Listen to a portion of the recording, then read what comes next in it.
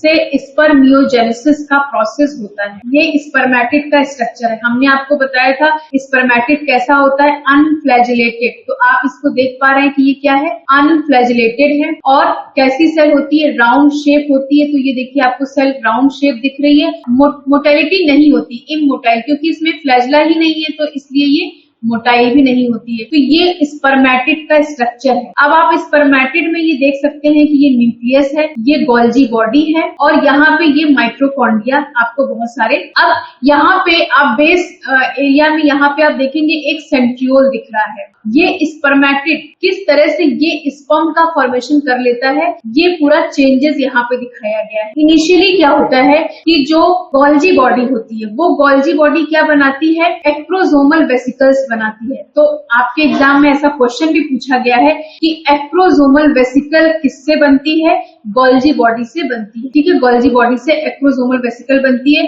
तो बेसिकली जो Golgi body होती है, जो ज्यादा कंट्रीब्यूशन किसमें होता है, एक्रोसोम में होता है, और कुछ गोल्जी बॉडी बचती है जिसको हम लोग रेजिडुअल या रेमनेंट गोल्जी बॉडी बोलते हैं। इसके बाद फिर आप यहाँ पे देख रहे हैं कि यहाँ पे तो सेंट्रियोल में कोई फ्लैजला नहीं था, न्यूक्लियस हल्का सा शिफ्ट होता है, और यहाँ पे जो सेंट्रियोल था यहाँ पे एक हल्का सा फ्लैजला बनना शुरू होता है, बेस लाइन। और उसके बाद सेंट्रियोल शिफ्ट होता है, न्यूक्लियस से अटैच हो जाता है, और फ्लैजला की साइज थोड़ी और बड़ी होती है। फिर आप देखें कि धीरे धीरे ये जो गोल्जी बॉडी है, एक्रोसोम, यहाँ पे एक एक्रोसोम स्ट्रक्चर बन गया है, और साथ में जो रेमिनेंट गोल्जी बॉडी है वो यहाँ पे अलग हो गई है। और इसके बाद जो एक्रोसोम का ये फॉर्मेशन हुआ है, अब यहाँ पे न्यूक्लियस जो थोड़ा ओवल, मतलब कि जो गोल था वो अब थोड़ा ओवल शेप होना शुरू हुआ है। सेल भी आप देखिए, क्योंकि जो स्पर्म की सेल होती है वो थोड़ी ओवल शेप होती है, तो यहाँ पे इस तरह से हुआ। और साथ में दूसरा चेंज क्या हो रहा है, जो ये आपको डॉट डॉट दिख रहे हैं ब्लैक कलर के, ये है माइटोकॉन्ड्रिया। ये माइटोकॉन्ड्रिया इस टेल रीजन में जहाँ पे फ्लैजला अटैच हो रहा है, वहां पे ये माइटोकॉन्ड्रिया कलेक्ट, मतलब कि यहाँ पे आके एक्यूमुलेट हो रहे हैं। बताएंगे ऐसा क्यों हो रहा है। फिर धीरे धीरे ये जो एपिकल एंड पे जाता है न्यूक्लियस और एक्रोसोम, और ये फ्लैजला लंबा होता जाता है। यहाँ पे देखिए फ्लैजला की लेंथ बड़ी होती जा रही, और ये माइटोकॉन्ड्रिया इस रीजन में यहाँ पे इकट्ठे होते जा रहे हैं। फिर थोड़ा सा और डेवलपमेंट होता है, तो यहाँ पे एक्रोसोम का रीजन है वो मेम्ब्रेन के ऊपर एक कवरिंग आ जाती है, और ये जो न्यूक्लियस है ये यहाँ पे ओवल शेप हो जाता है, और साथ में ये फ्लैजला जो निकलता है यहाँ पे ये माइटोकॉन्ड्रिया इकट्ठे हो जाते हैं, और इस तरह से फिर अल्टीमेटली माइटोकॉन्ड्रिया अटैच हो जाते हैं। तो अब ये स्पर्म की डेवलपमेंट हो जाती है। अब इस स्पर्म में क्या होता है कि एक एक्रोसोम रीजन होता है, इसके बाद तो इसको ये हेड रीजन है, ये नेक रीजन है, और ये टेल रीजन है, जो आप देख पा रहे हैं कि टेल रीजन है। तो हम लोग यहाँ पे अभी स्पर्म की स्ट्रक्चर को देख लेते हैं। आप यहाँ पे देख रहे हैं कि यहाँ पे क्या है, ये जो आपको पिंक कलर का दिख रहा है ये क्या है, एक्रोसोम। एक्रोसोम में क्या होता है, ये डाइजेस्टिव एंजाइम्स, लाइसिन वगैरह कंटेन इसमें होता है। यही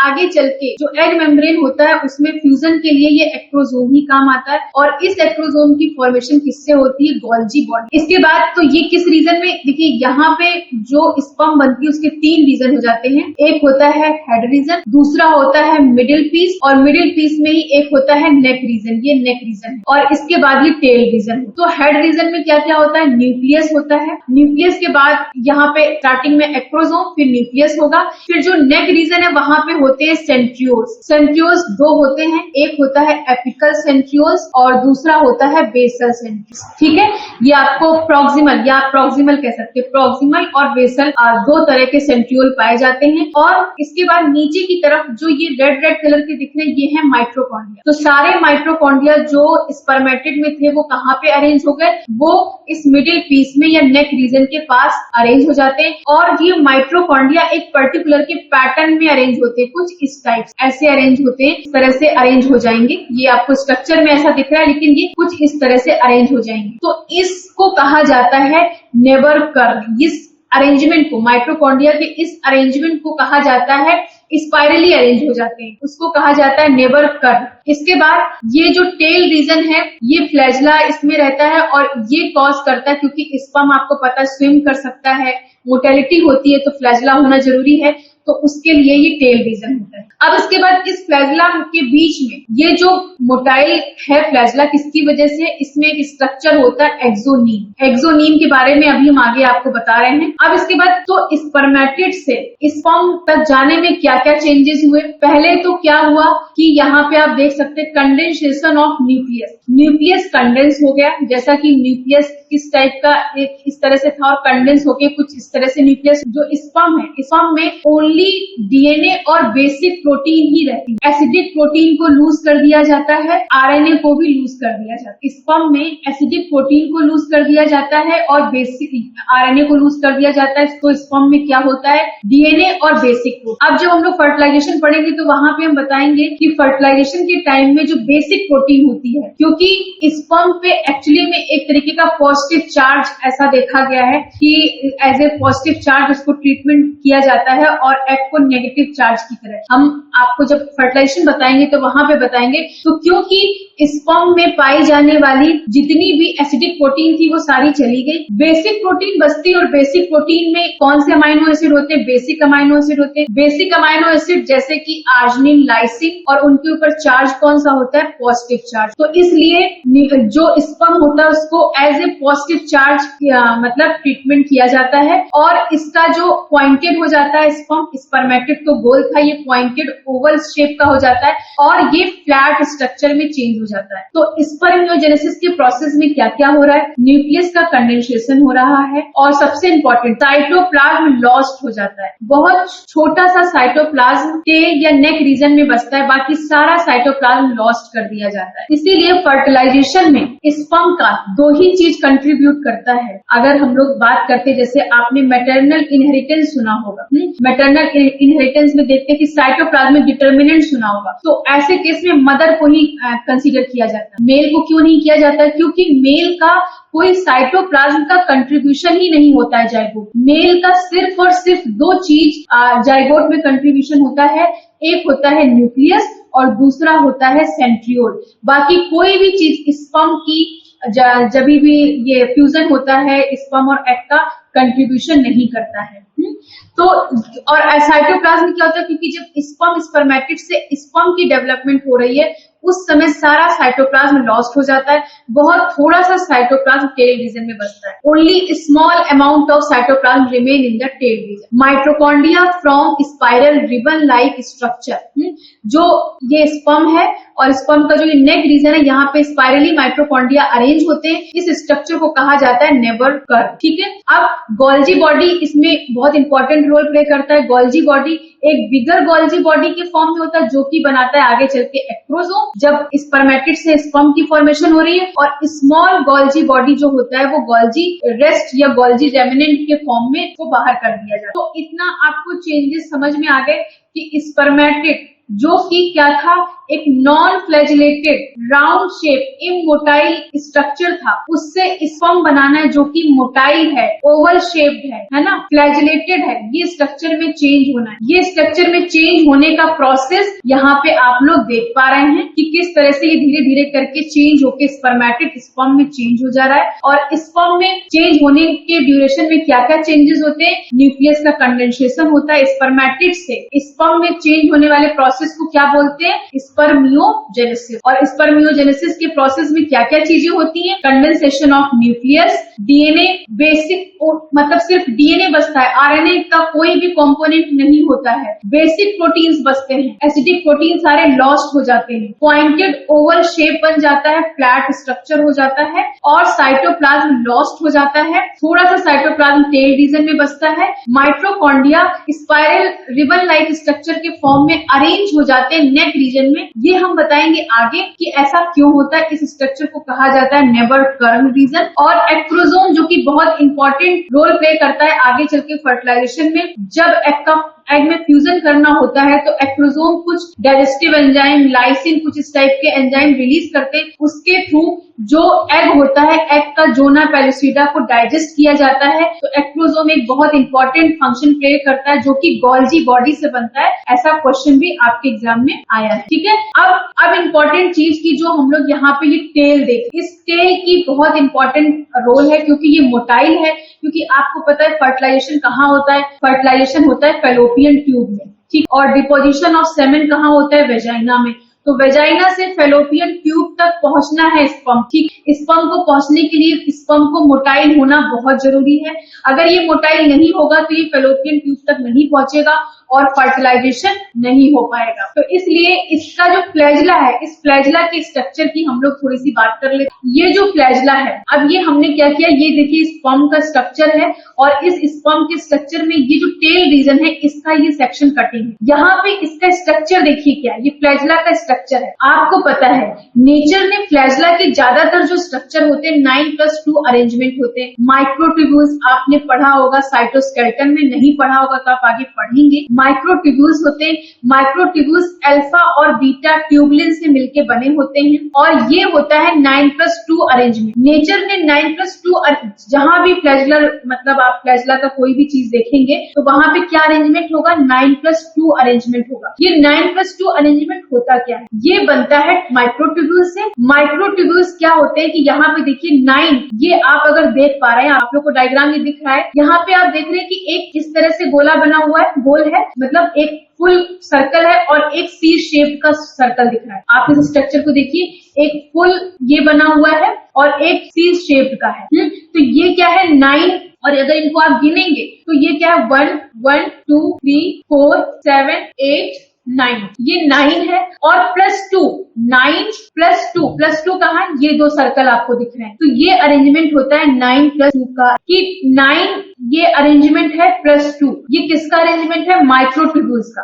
अब अगर हम एक इसके स्ट्रक्चर की बात करें, जो ये हमने आपको ये एक स्ट्रक्चर यहाँ पे दिख रहा है, इसकी बात करें तो यहाँ पे आप देखेंगे कि एक है जिसमें कि 13, मतलब कि एक पूरा फुल सर्कल है जिसमें कि 13 प्रोटोफिलामेंट होते हैं। क्योंकि आपको पता है माइक्रोट्यूब्यूल्स अल्फा ट्यूबुलिन और बीटा ट्यूबुलिन से मिलकर बना होता है।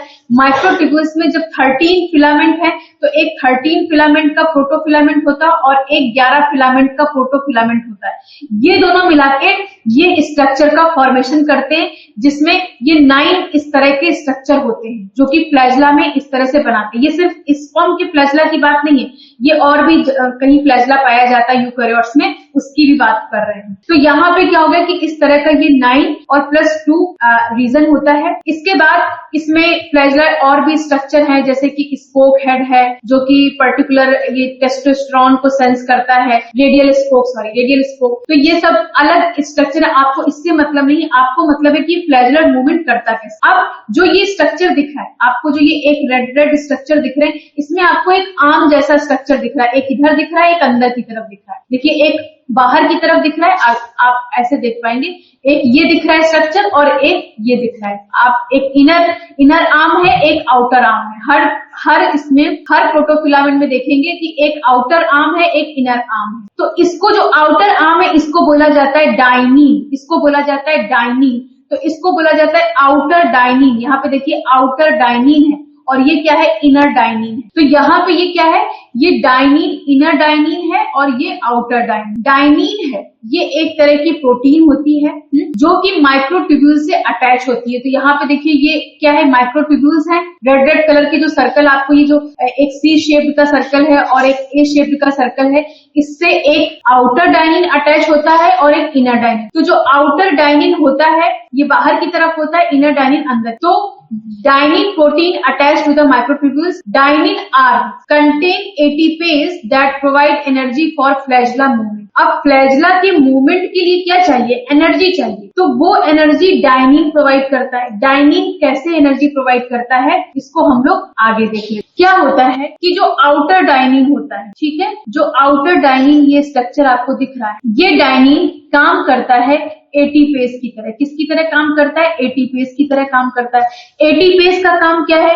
एटीपेज का काम है एटीपी को हाइड्रोलिसिस करना। अब स्पर्म का जो ये स्ट्रक्चर आप देखते हैं कि ये स्पर्म का स्ट्रक्चर है और हमने बताया ये हेड रीजन है, ये नेक रीजन है और ये टेल रीजन है। इस हेड रीजन में क्या थे, माइटोकॉन्ड्रिया थे, ठीक है, आपको पता है हेड रीजन में अभी हमने क्या बताया, माइटोकॉन्ड्रिया थे, किस फॉर्म में थे, नेबर कर्न के स्ट्रक्चर, रिबन लाइक स्ट्रक्चर में, इस तरह से माइटोकॉन्ड्रिया अरेंज होंगे। और इसके नीचे क्या है, इसके नीचे है टेल।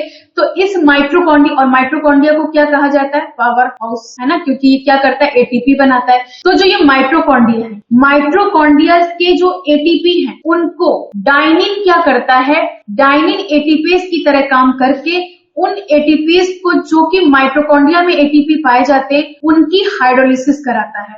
और जब उनकी हाइड्रोलिसिस होती है तो एनर्जी मिलती है, केमिकल एनर्जी मिली, और उस केमिकल एनर्जी को मूवमेंट या मोशन में यूज किया जाता है, और इस तरीके से एक्सोनीम में वो एनर्जी जाती है, मैकेनिकल एनर्जी में चेंज होती है, और स्पर्म मूव कर पाता है। क्योंकि फ्लैजला है, फ्लैजला मूव तब करेगा जब उसको एनर्जी मिलेगी। वो एनर्जी कहाँ से मिलती है, फ्लैजला में जो ये होता है, ये जो स्ट्रक्चर दिखता है ना, इसमें आउटर डाइनिन होता है। आउटर डाइनिन क्या होता है, एक टाइप का एटीपेज होता है। वो क्या करता है, वो माइटोकॉन्ड्रिया, जो स्पर्म के नेक में माइटोकॉन्ड्रिया पाए जाते हैं, उससे एटीपी को हाइड्रोलिसिस करता है और उसको मैकेनिकल एनर्जी में चेंज कर देता है। और मैकेनिकल एनर्जी में जब ये चेंज हो जाएगा तो क्या होगा, स्पर्म मूव करेगा। इसी के थ्रू स्पर्म मूव कर पाता है, इस डाइनिन के थ्रू। तो डाइनिन बहुत इंपॉर्टेंट फैक्टर है। अगर डाइनिन में कोई म्यूटेशन हो जाए, कोई लैकिंग हो जाए, तो फ्लैजला मूवमेंट नहीं कर पाएगा, क्योंकि मूवमेंट के लिए एनर्जी चाहिए। और एनर्जी कैसे मिलेगी, एटीपी के हाइड्रोलिसिस से मिलेगी। और एटीपी हाइड्रोलिसिस कौन कराएगा, आउटर डाइनिन हाइड्रोलिसिस। एक बार फिर से हम लोग देख लेते हैं, ठीक है। आउटर डाइनिन का काम एटीपेज का है, वो एटीपी को हाइड्रोलिसिस कराता है। एटीपी कहाँ से आते हैं, स्पर्म के नेक में पाए जाने वाले माइटोकॉन्ड्रिया से एटीपी मिलता है, उसकी हाइड्रोलिसिस होती है, और अल्टीमेटली एनर्जी मिलकर वो मैकेनिकल एनर्जी में चेंज होती है, और स्पर्म मूव कर पाता है, मोटाइल होता है। तो अगर सपोज कि कोई भी जेनेटिक डिसऑर्डर हो जाए, क्या डिसऑर्डर हो जाए, कि उसमें लैक हो जाए डाइनिन, अगर डाइनिन की लैकिंग हो जाए, तो ऐसे केस में कोई सीलिया है या फ्लैजला है और डाइनिन लैक कर गया, तो फिर वो इमोटाइल हो जाए। तो ऐसे सिंड्रोम्स को बोला जाता है कार्टा जेनर सिंड्रोम। क्या बोला जाता है, कार्टा जेनर सिंड्रोम, या ट्रायड बोला जाता है। कार्टा जेनर ट्रायड बोलते हैं। और ये एक जेनेटिक सिंड्रोम होता है कि अगर किसी पर्सन में क्या हो गया, डाइनिन में कोई लैकिंग हो गई, डाइनिन लैकिंग हो गया, तो उसमें भले ही फ्लैजला पाया जाएगा तो वो मूव नहीं कर पाएगा। अगर सपोज स्पर्म है और स्पर्म के डाइनिन में कोई भी म्यूटेशन हो गया, या डाइनिन लैकिंग है, तो स्पर्म में भले ही फ्लैजला स्ट्रक्चर है, लेकिन वो मोटेलिटी शो नहीं करेगा। और जब मोटेलिटी शो नहीं करेगा तो ऐसे सिंड्रोम्स को बोला जाता है कार्टा जेनर ट्रायड सिंड्रोम। तो स्पर्म ऐसे केस में मोटाइल नहीं होगा, तो वो क्या होगा, फेलोपियन ट्यूब तक नहीं पहुंचेगा और फिर फर्टिलाइजेशन नहीं होगा। ठीक, तो अब आपने अभी तक देख लिया एक स्पर्मेटोजेनेसिस का प्रोसेस। स्पर्मेटोजेनेसिस में आपने क्या देखा, स्पर्मेटोजेनेसिस में आपने देखा कि कैसे स्पर्मेटिड बन रहा है। और इसके बाद दूसरा जो प्रोसेस आपने देखा, वो क्या देखा कि कैसे स्पर्मेटिड से स्पर्म बन रहा है। तो इस प्रोसेस को बोला जाता है स्पर्मेटोजेनेसिस, और इस प्रोसेस को बोला जाता है स्पर्मियोजेनेसिस। अब इसके बाद नेक्स्ट एक प्रोसेस और होता है जिसको यहाँ पे कहा जाता है स्पर्मिएशन। स्पर्मिएशन क्या होता है कि जब स्पर्म बन जाते हैं तो क्या होता है कि ये स्पर्म, जो मैच्योर स्पर्म है, वो जो सेमाइनिफेरस ट्यूब्यूल, जैसा हमने आपको बताया था कि सपोज कि ये आपने उसका टीएस लिया है सेमाइनिफेरस ट्यूब्यूल का, और यहाँ पे बीच बीच में सर्टोली सेल्स, तो स्पर्म कहाँ बनता था, सेमाइनिफेरस ट्यूब्यूल में बन जाता था। बनने के बाद सर्टोली सेल से अटैच हो जाता है, सर्टोली सेल से अटैच हो जाता है। क्यों, क्योंकि सर्टोली सेल्स देते हैं नरिशमेंट देते हैं स्पर्म को। जब तक स्पर्म रिलीज नहीं होगा तब तक तो उसको कहाँ रहना पड़ेगा, सेमाइनिफेरस ट्यूब्यूल में, और वहां पे उनको ये सर्टोली सेल से अटैच होकर इनको नरिशमेंट में। अब एक और प्रोसेस होता है जिसको बोला जाता है स्पर्मिएशन। स्पर्मिएशन के प्रोसेस में क्या होता है कि मैच्योर स्पर्म को सर्टोली सेल से रिलीज करना, उसको कहा जाता है स्पर्मिएशन। तो स्पर्मेटोजेनेसिस के प्रोसेस में स्पर्मेटिड बनती है, और स्पर्म का फॉर्मेशन स्पर्मेटिड से होने को बोला जाता है स्पर्मियोजेनेसिस, और सर्टोली सेल से स्पर्म को रिलीज होने का प्रोसेस बोला जाता है स्पर्मिएशन। ठीक है, तो आपको ये याद रखना है। अब देखिए स्पर्म जो होते हैं वो दो टाइप के होते हैं, एक एंड्रोस्पर्म होते हैं, गायनोस्पर्म होते हैं। आपको पता है कि जो मेल होता है उसमें क्रोमोसोम कुछ ऐसे होते हैं। आप सपोज कि ये जब डिवाइड होंगे तो क्या होते हैं कि इस तरह का स्ट्रक्चर, मान लीजिए ये रिलीज हो गए तो ये एन नंबर, मान लीजिए जब स्पर्म बन रहा है, जर्माइनल एपिथेलियल सेल्स जो कि क्या बना रहे हैं, जर्म सेल्स बना रहे हैं, वो एम्ब्रियोनिक डेवलपमेंट के टाइम सेक्स कॉर्ड में आ गए वो सेल्स, वो क्या थे, 2n नंबर थे। इसके बाद जब जर्म का फॉर्मेशन हुआ, मतलब कि जर्म सेल्स बने यानी कि स्पर्म का फॉर्मेशन हुआ, तो ये n नंबर हो गए।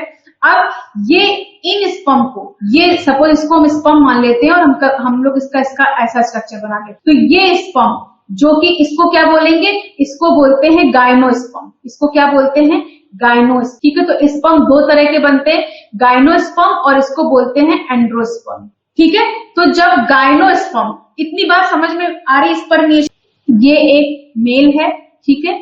मेल जब मियोसिस जर्म मीन्स की ये क्या है, ये स्टार्टिंग में जो जर्म सेल्स होती है पीसीजी सेल्स, इसके बाद ये क्या करेंगी कि मियोसिस फर्स्ट में एंट्री लेती हैं, तो इसके बाद इस तरह से बनेगा। जब मियोसिस सेकंड में लेंगी तो ये क्या बना लेगा कि ये इस तरह से, इनको बोला जाता है गायनोस्पर्म, इनको क्या बोला जाता है, गायनोस्पर्म, और इनको बोला जाता है एंड्रोस्पर्म, जो कि वाई होते हैं उनको एंड्रोस्पर्म। तो कि जब गायनोस्पर्म से एग फ्यूज करता है, सपोज ये एग है, एग फ्यूज हुआ, एग पे आपको पता है एग पे दोनों ही क्या होंगे, एक्स एक्स होंगे।